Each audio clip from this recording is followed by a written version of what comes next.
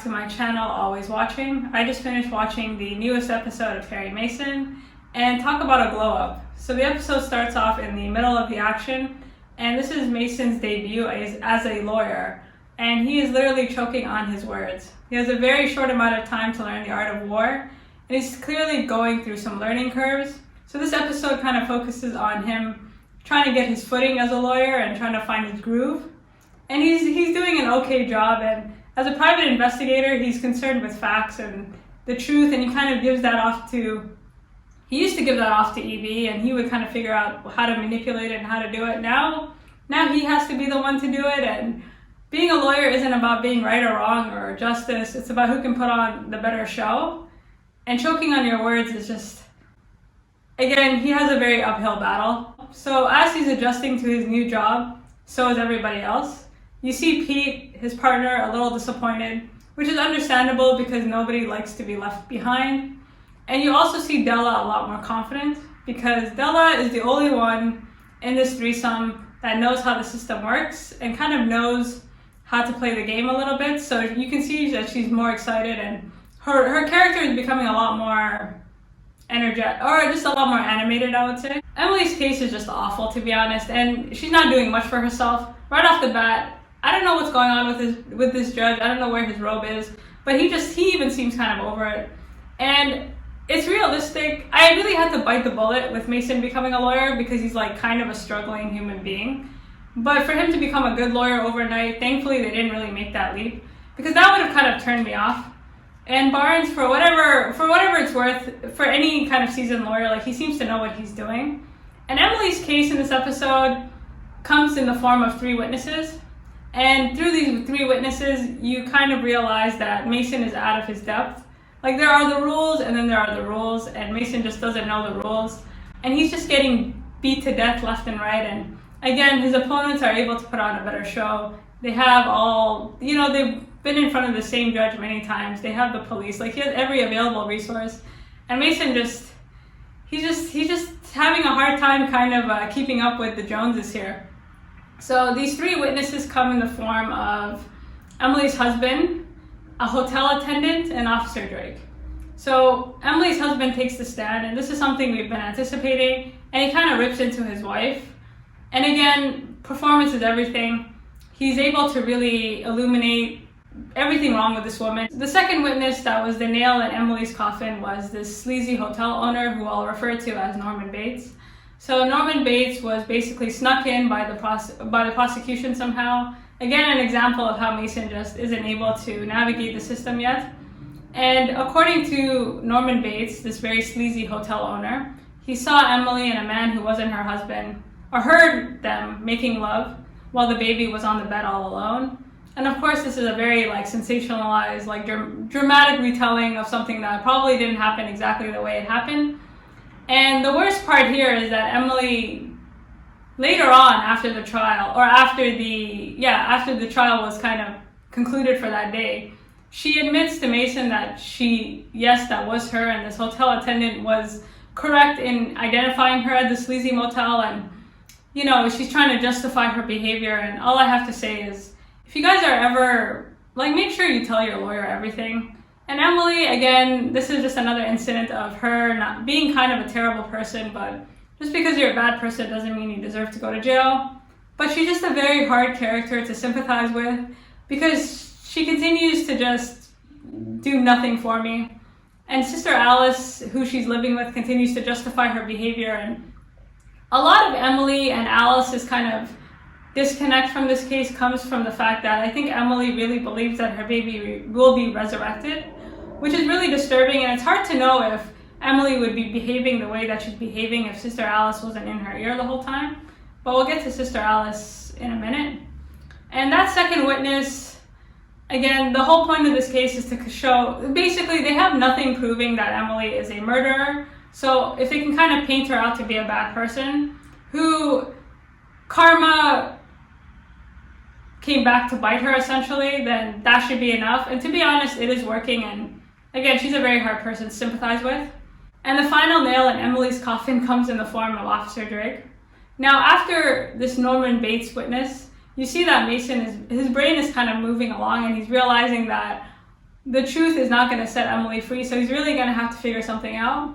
And he manages to at least emphasize to the judge that Barnes and the prosecution, they're not really being straight up, and they're not really giving them all the information they need to defend Emily.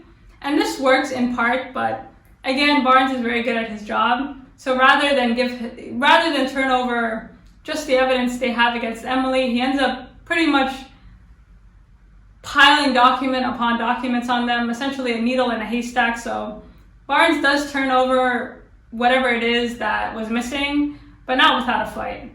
So when you think of it, like, Barnes has all these police officers, he has all these people, and poor Mason only has Della and Pete, and they're kind of scrounging through all these papers, and they're able to kind of find, again, like needles in haystacks, but this is just too much, and they're kind of overwhelmed. And here comes Officer Drake. So Pete kind of brings up the fact that the only thing you can really do to kind of save this woman is bring up the fact that Officer Drake lied on his police report.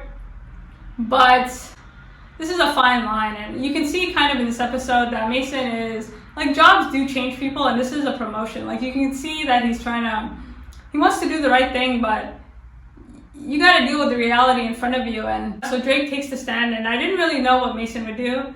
And to be honest, I was a little disappointed that I couldn't see it coming, because I get the job changes people, but the reality is the reality. Like, Drake is an officer, and he's a black police officer. So just among police officers, you don't really snitch.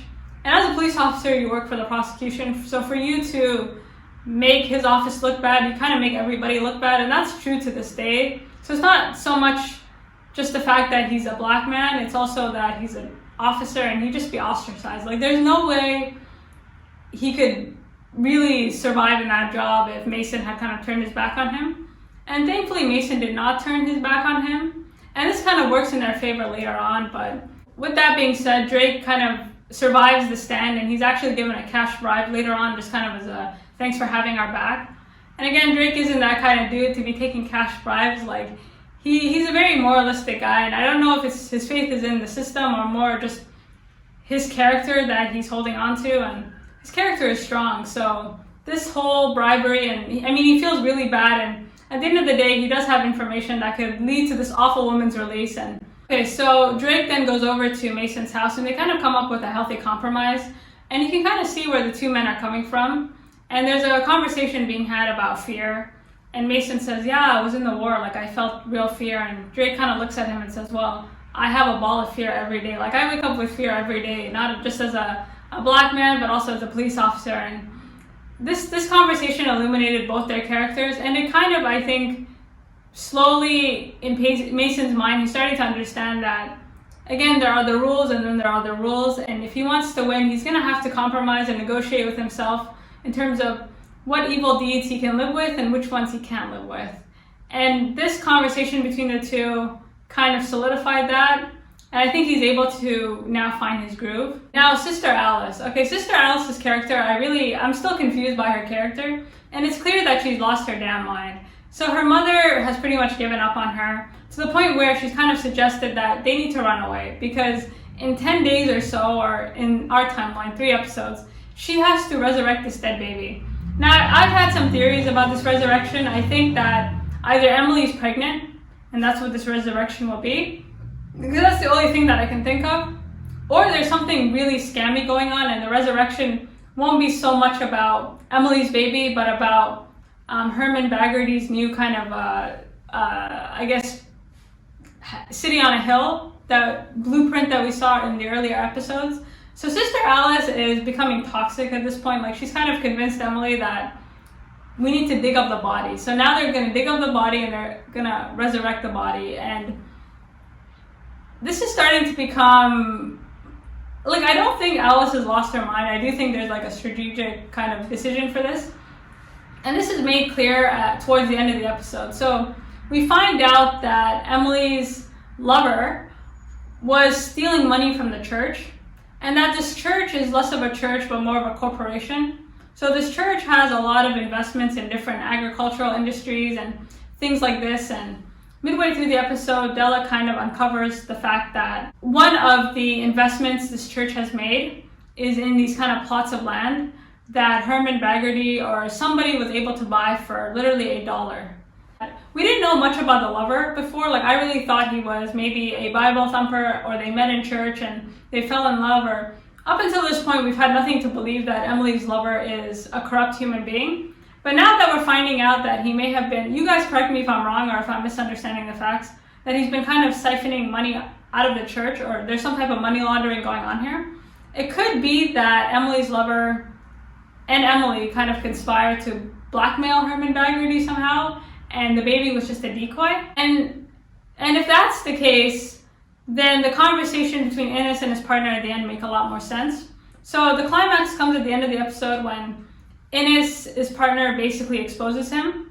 And at this point, there's a lot of heat coming onto Innes. Like, the prosecutor barely believes his story. And Innes is not just the guy who's killed everyone, but he's also like the lead investigator. And he wasn't even put on the stand. Like, the prosecutor has no faith in this man. Like, there's just something sketchy. Like, everybody can kind of catch some sort of weird vibe from this dude.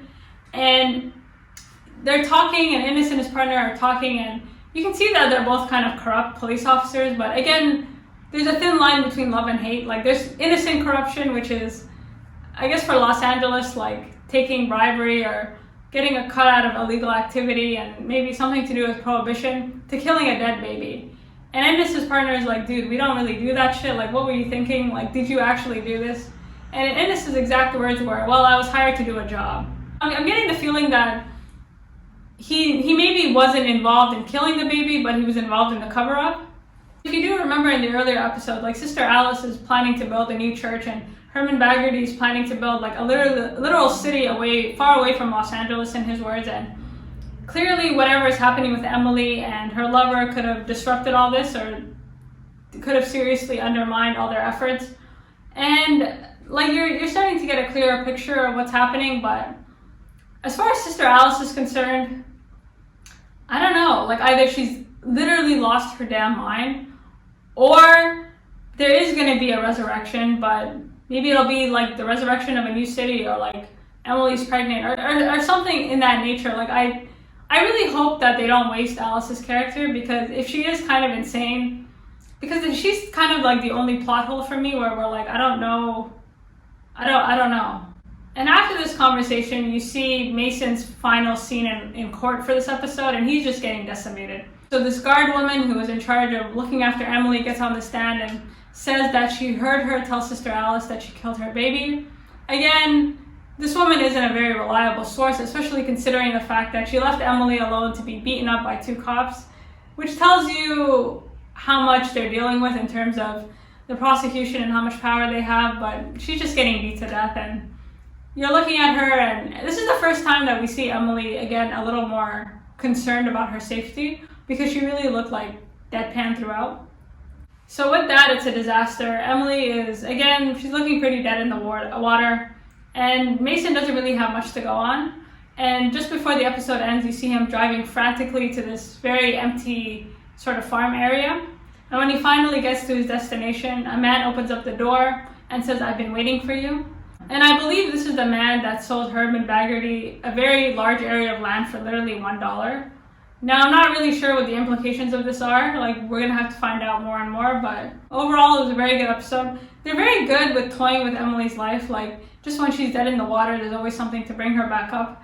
As far as Sister Alice is concerned, like, she seems to be the one person that I don't really understand. Like, I really hope she's not insane, because her purpose and her character, I feel like, can kind of make or break the show, because she's such a central figure. And what could have been an otherwise just kind of simple court drama is kind of overcomplicated by the fact that you're not really sure if you are going to see a resurrection. I mean, you're not, but like, what are we building to here? Let me know what your theories are. I feel like we have enough evidence now that we can kind of speculate a bit more. But yeah, thank you for stopping by, and until next week.